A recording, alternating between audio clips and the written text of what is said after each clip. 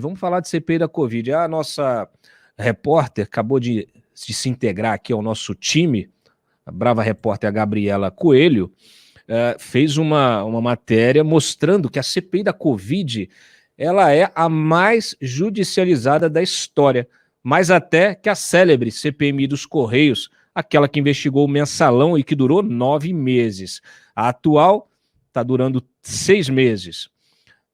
E tem aí um recorde, né, de 117 processos. Processos aqui incluem ações, petições, mandados de segurança, habeas corpus, enfim. Esse levantamento, gente, ele foi feito pela área técnica do Supremo e foram analisadas 99 CPIs entre 2003 e 2001. A gente sabe que a CPI da Covid, ela tem sido marcada por intenso confronto político-eleitoral, por longos depoimentos e a transformação, né, de testemunhas em investigados. Muitas vezes as pessoas vão lá como testemunhas e acabam virando investigados. A própria abertura da CPI foi objeto de judicialização, cabendo por fim ao ministro Barroso a decisão de instalar o colegiado. Em julho, o presidente da CPI, Omar Aziz, determinou até a prisão de um depoente, o ex-diretor de logística do Ministério da Saúde, Roberto Dias, acusado de mentir, né, aos senadores. Ele pagou depois uma fiança e foi liberado. O Supremo tem sido acionado com frequência por alvos da CPI que buscaram na corte blindagem para permanecer em silêncio e também para derrubar requerimentos de convocação e quebras de sigilo fiscal, bancário, telefônico e telemático. Como é o caso do Frederico Assef, o advogado Bolsonaro, que recorreu inúmeras vezes ao Supremo para impedir a devassa em suas contas. O deputado Ricardo Barros, líder do governo, também foi ao Supremo para evitar a quebra de sigilos de mais de 20 empresas com as quais teria ligação. A CPI, a própria CPI, também recorreu ao Supremo, via PGR, para fazer buscas em endereços ligados ao empresário Francisco Maximiano, dono da Global e da Precisa, que é a empresa investigada por suspeita de pagamento de propina para vender vacinas ao Ministério da Saúde. Bom, o relatório final da CPI deve ser entregue no próximo dia 20, ou melhor, no próximo dia 19, para ser votado no dia seguinte, no dia 20, com pedidos de indiciamento de 30 pessoas, inclusive do presidente da República. Senadores que discordam do resultado já prometem apresentar outras 2 ou 3 versões. Então a gente já pode esperar, Diego, mais judicialização. Como é que é esse negócio? A gente já viu acontecer, né, você aprovar o relatório final da CPI e alguém, normalmente quem é contra aquele resultado, apresenta um relatório em separado ali, se contrapondo ao resultado, especialmente pedidos de indiciamento de alvos da comissão parlamentar de inquérito. Nesse caso, é possível que a gente tenha até 3 ou 4 versões, 4 relatórios separados. Como é que é isso, por favor? Cláudio, olha, nós fomos os primeiros aqui no Antagonista, antes mesmo do início para valer da CPI da Covid, a mostrar, digamos assim, os ímpetos políticos para 2022 de cada um dos integrantes da CPI da Covid. Mostramos lá que a grande maioria dos integrantes do colegiado tinha interesse, já era colocado como pré-candidato a alguma coisa em 2022. Então isso foi se confirmando ao longo dos trabalhos da CPI, né? Também, como toda a CPI, essa não foi diferente, infelizmente, poderia ter sido diferente, porque a situação é bastante atípica, estamos falando de pandemia, mas não foi diferente, a CPI acabou servindo de palanque político para muita gente. Então isso ajuda, contribui para isso que você colocou, que vai ser a apresentação de mais um relatório. O Renan Calheiros, que é o relator oficial da CPI da Covid, ele tem maioria, o chamado G7, o grupo dos 7 ali, titulares, e vai conseguir aprovar, sim, o seu relatório. Essa é a grande tendência, salvo alguma surpresa muito fora da órbita aqui da política em Brasília. Renan Calheiros disse hoje que conclui o seu parecer em 10 dias, ou seja, no dia 15 de outubro. Depois ele vai conversar pessoalmente com cada um dos integrantes da CPI para tratar dos pontos principais do seu relatório. Essa apuração é do repórter Wilson Lima. E no dia 19, como já havia sido noticiado, ele vai fazer a apresentação no colegiado para votar e aprovar no colegiado no dia 20 de outubro, com indiciamento, a proposta de indiciamento de até 30 pessoas incluindo o presidente da República, Jair Bolsonaro. Mas aí nós vamos ter o Marcos Rogério, governista, que quer apresentar um relatório, o Eduardo Girão, que se diz independente no meio dos governistas e da oposição, que confirmou hoje que também vai apresentar um relatório. Temos o próprio Alessandro Vieira, presidenciável do Cidadania, que também já falou em apresentar um relatório. Então, vamos ter mais de um relatório apresentados à CPI da Covid, mas, reafirmo, com a tendência de aprovação fácil daquilo que for proposto pelo Renan Calheiros. Cláudio. O Freitas, o Renan disse que nós não vamos miar, é isso? Tem VT? Solta o VT, por favor. No dia 15 eu vou estar com o relatório pronto, vou conversar individualmente com cada senador. E no dia 18 nós vamos ter a cerimônia de encerramento aqui no Petrônio Portela, 9 horas. O presidente Bolsonaro pode ser indiciado? Pode ser, com certeza será.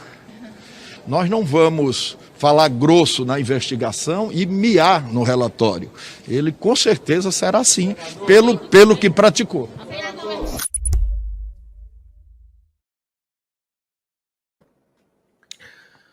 Bom, quem esteve hoje na CPI? O Raimundo Nonato Brasil, sócio da VTC-Log, e a diretora da empresa, Andréa Lima. Os dois prestaram depoimento. A VTC-Log é suspeita por um aditivo em um contrato que tinha com o Ministério da Saúde. O documento assinado pelo ex-diretor da pasta, o Roberto Dias, autorizou que a empresa recebesse um valor 18 vezes maior que o recomendado pela área técnica. A ideia era que apenas Raimundo o depusesse, mas ele não soube responder alguns questionamentos e a Andréa passou a colaborar com o depoimento. O Raimundo afirmou que o aditivo no contrato do Ministério da Saúde para o transporte de vacinas foi feito porque a VTC-Log teve um aumento de demanda na operação durante a pandemia. Segundo o sócio da empresa, o aditivo foi solicitado pela própria pasta e ele não comentou o valor 18 vezes superior ao recomendado pela área técnica.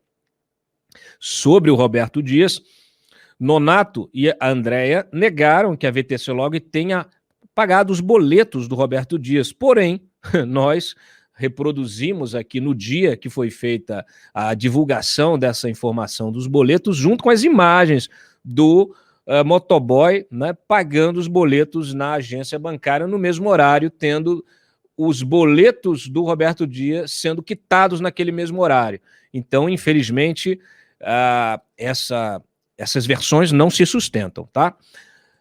Bom, além disso, o Raimundo garantiu que nunca teve encontros particulares com o Dias. A Andréa disse que os pagamentos eram, na verdade, de contas da Voetur e também confirmou as ligações que fez para o ex-diretor, segundo ela, para tratar de questões de trabalho. Sobre as transações em dinheiro vivo relatadas por Ivanildo Motoboy, ambos disseram que a VTC-Log é uma empresa familiar. O motoboy disse que chegou a sacar R$400 mil em dinheiro vivo de uma vez. Segundo os senadores, as operações indicam que a VTC-Log operou um esquema de pagamento de propina parlamentares do PP. Bom, nós também tivemos aqui um levantamento feito e até divulgado pelo Renan, que mostram pagamentos, né, de até R$400 milhões. Aí, ó. Um pouco menos, 335, havia falado 400, depois ele ajustou a cifra. Valor de R$335 milhões e de 8 contratos. É a soma de 8 contratos sem licitação que foram firmados desde 2016 a 2018, além do aditivo que foi feito agora. Lembrando que o ministro era o Ricardo Barros, atual líder do governo da Câmara e também já investigado por suas relações com a turma da Precisa, do Maximiano, do Tolentino, da Fibbank e Belcher e outras empresas. Né, realmente o Barros, depois que virou ministro da Saúde, ele se especializou na temática e na sua network, sempre envolvendo e conhecendo vários agentes do setor. É muito provável que ele seja um dos 30 indiciados, Diego. Com certeza, Cláudio. Olha, a CPI vai caminhando para o fim, né? A gente vai ter mais esses depoimentos essa semana. Como você disse há pouco, Marcelo Queiroga está descartado, um terceiro depoimento dele, além de pedir informação sobre esse vai e vem da vacinação dos adolescentes, que provocou um estrago aí nessa campanha dessa faixa etária específica. A CPI quer explicações e informações de Marcelo Queiroga sobre como vai ficar a vacinação em 2022, Cláudio. Vale lembrar que os estados estão começando agora a aplicar a terceira dose, a dose de reforço, como queiram chamar, mas ainda não se sabe como vai ser a situação a partir do ano que vem. Se nós vamos ter que tomar de novo vacina, e é preciso ter um plano de voo minimamente planejado para não se repetir o que a gente viu acontecer, especialmente aqui no Brasil, em meio à pandemia. Os números continuam altos, agora há pouco também, você vai registrar aí daqui a pouco, né? Já saíram os números da Covid das últimas 24 horas, temos aqui já 677 mortes por Covid nas últimas 24 horas, o número que acaba de ser divulgado, ou seja, esse número ainda está alto e, apesar disso, a gente está vendo medidas no sentido contrário das questões de isolamento e de segurança sanitária, Cláudia. A Prefeitura de Duque de Caxias, no Rio, por exemplo, resolveu decretar o fim do uso das máscaras. Muito bem.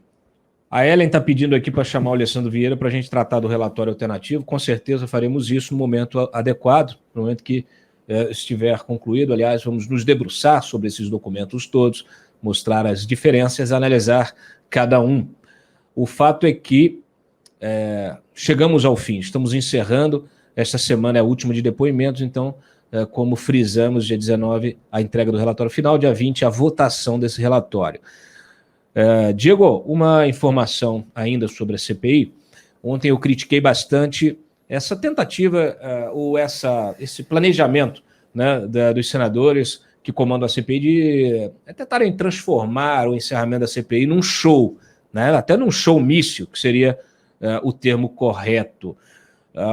Hoje, Renan Calheiros e outros senadores apresentaram um projeto de resolução para criar um memorial em homenagem às vítimas da Covid. Isso sim, eu concordo. Eles dizem que seria instalado na frente do Congresso, mas eu não sei até que ponto o IPHAN, né, que, vamos dizer assim, resguarda aí toda essa parte aí tombamento, né? De Brasília, do tombamento, né, de Brasília, se isso seria possível. De qualquer maneira, um memorial, sim, eu concordo, eu acho que seria uma bela homenagem às vítimas, uma homenagem ali que fosse eterna, que ficasse esse memorial, fosse erguido, onde quer que seja aqui na capital, com os nomes das vítimas, porque, de fato, elas caíram nessa guerra infernal que ainda estamos travando. Como é que é essa história do memorial? Esse projeto de resolução foi apresentado hoje, no início da manhã, pelo Renan Calheiros e um grupo de senadores que integram a CPI, também senadores que não integram o colegiado, Cláudio. A ideia deles é fazer uma espécie de placas, simulando lápides ali, no espelho d'água, ali em frente ao Congresso Nacional mesmo, em frente ao gramado ali principal, em frente ao Congresso. Seriam 27 placas, né, cada uma representando uma unidade da federação, fazendo então essa memória, esse monumento, esse memorial em homenagem às vítimas da Covid. Na justificativa desse projeto de resolução, que a ideia, inclusive, era ser votado ainda hoje, terça-feira, no plenário do Senado. Rodrigo Pacheco havia feito essa promessa. A gente vai acompanhar para ver se isso passa ainda hoje no plenário do Senado. Se não passa hoje, provavelmente amanhã, no mais tardar, quinta-feira, esse projeto deve ser aprovado, e aí eles vão detalhar os custos e os detalhes de tudo isso. Mas a ideia é essa. A gente sabe se esse memorial ele é permanente ou é uma coisa provisória? Permanente. A ideia deles é fazer algo permanente. Vamos torcer para a pandemia acabar e a gente não ter que ficar atualizando esse memorial ano a ano, Cláudio. Porque o problema é esse, a gente permanece vivendo esses dados, né? Acabou de sair mais de 667 mortes nas últimas 24 horas, hoje é terça-feira, um dia que tem acúmulo, mas permanecemos ainda com registro de óbitos e que realmente lamentável, e a gente precisa chegar ao fim, né? Olha, ainda falando de pandemia, a Prevent Senior, aos poucos vão surgindo novas informações, né? Uma é que a ANS, eu digo que as agências fiscalizadoras aqui não funcionam no Brasil, infelizmente, né? E ela, por exemplo, a ANS não encontrou irregularidades na Prevent Senior em 2020. Foi omissa, né, segundo aqui uma ex-diretora da agência. Mas não é só ela, não. Ao menos 7 hospitais da Prevent em São Paulo funcionam sem alvará. Me fala aí. Prefeito, governador, 7 hospitais. Não estou falando do barzinho da birosca da esquina. Hospital funcionando sem alvará. É básico, né? É básico, deveria ser. Bom. A Prevent Senior retirou o letreiro da fachada de sua sede. Poderia colocar também essas lápides, viu, Diego? Bota um memorial das pessoas que morreram nos hospitais da Prevent Senior na frente. O pessoal acha que eu pego pesado.